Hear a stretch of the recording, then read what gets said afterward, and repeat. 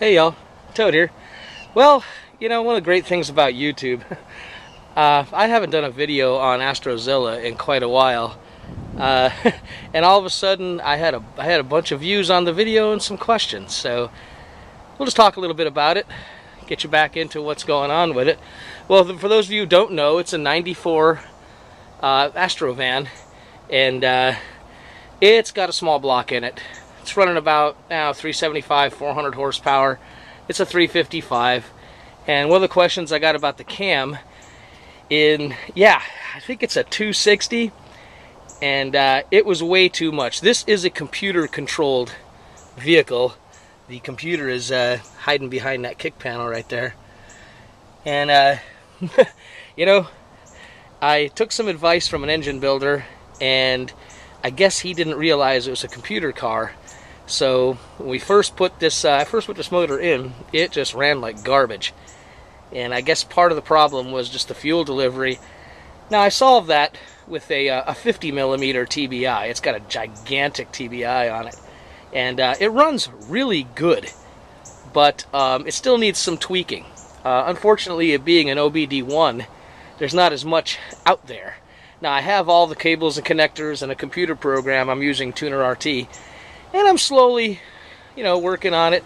Runs and drives good, but it could certainly use some tuning, mostly because of the fuel mileage, which is still a little off. It's running about 12, and I should be able to get it up into the high teens at least.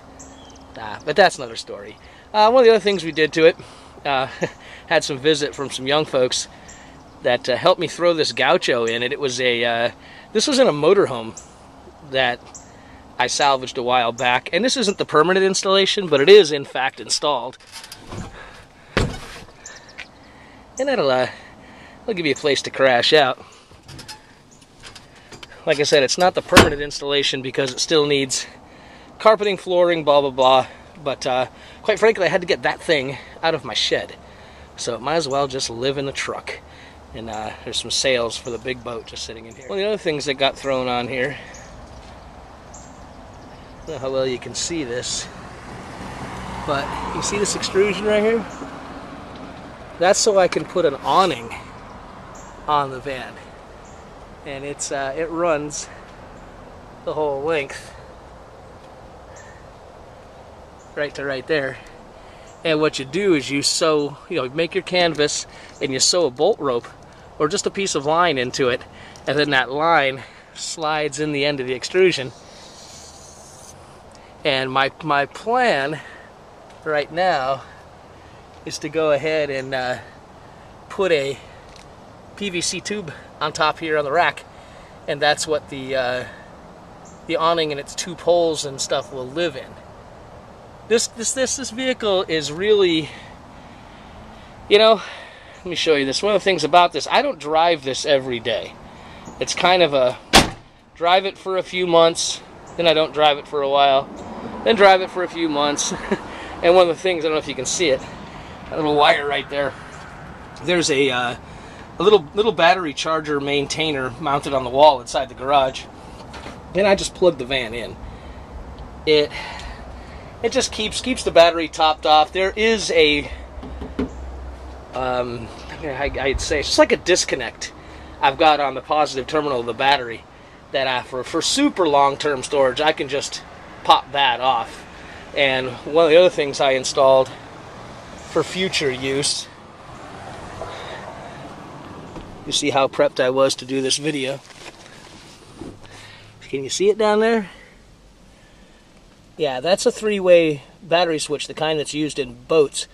Eventually, this van is going to have two separate battery systems. One that just is for starting the van, and the other is sort of, I guess you just call it a house battery.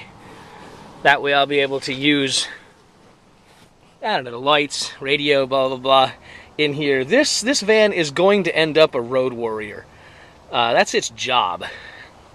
It's being set up for, long distance driving. I'll be riding this all over the country in a year or so, and I'll use it for car camping, kayaking, and I just hope that answers some of the questions about AstroZilla. She's not a showpiece.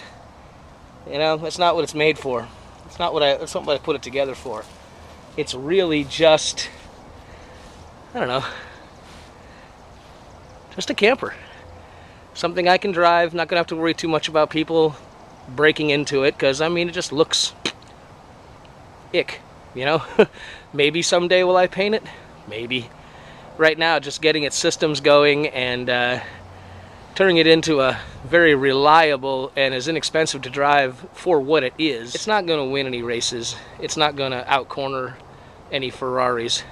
But what it will do is make use of that Class 3 hitch, as well as run my kayak, all my other camping gear.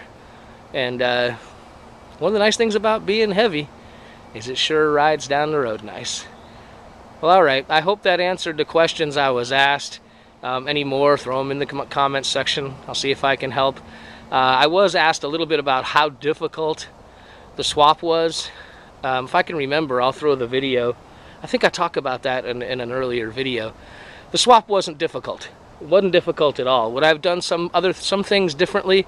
Yeah, I probably would have got a slightly older van and not dealt with the computer control. That was a pain in the butt. This is my first computer-controlled hot rod, if you will, and I probably won't do it again. Other than that, I'm really enjoying it. All right, y'all. Thanks for stopping by. Fair winds, and we'll see you next time around.